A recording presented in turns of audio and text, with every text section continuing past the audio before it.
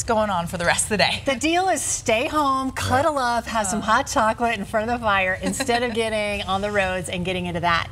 We've had reports of accidents this morning because of the slippery roads, especially on the bridges and overpasses as the snow continues to come down. It's a first alert action day.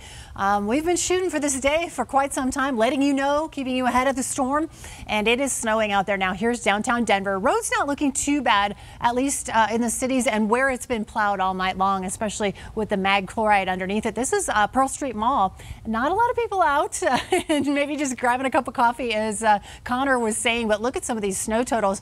Definitely farther to the north and west we had the higher amounts. Allens Park up near Estes Park, 11.2 inches, 9.6 for Nederland, 8.3 for Longmont, 7.1 for Boulder, and 7.2 for Lafayette. Also about 5 for Frederick. So these are some of the higher snow totals.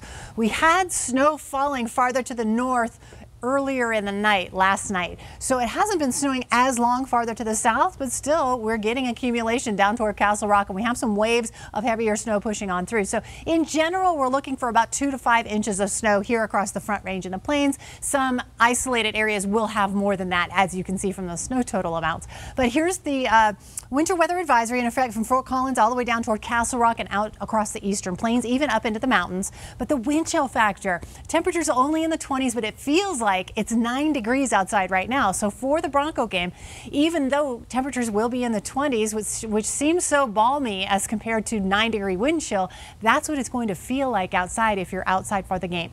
Today, 25 degrees for our afternoon high. The snow will continue for a few more hours and then start to taper off as we head into the later part of the day. So snowing up until around noon, then some isolated snow showers into the later part of the day as it's starting to fall apart. And then we'll see tapering off into the later evening hours as the storm system moves on out. So it's kind of a process throughout the day, but the Broncos game is right in the middle of that process. So we're going to see scattered snow showers, temperatures only in the 20s with wind chill factors in the single digits and the teens. Tonight, our overnight low will actually be in the teens, 17 degrees with clearing skies, and we'll have those lows in the teens to around 12 degrees for Aurora, Parker, and Castle Rock, 12 for Greeley, and 17 for Fort Collins. Our futurecast looking like this. We'll have snow up until around 12:30, 1, 2 o'clock. You see some breaks in the snowfall, and it starts to fall apart a little bit more toward 4 o'clock, but I still think we'll see a few flurries here and there with the snow continuing up into the foothills, and then it clears on out later in the evening.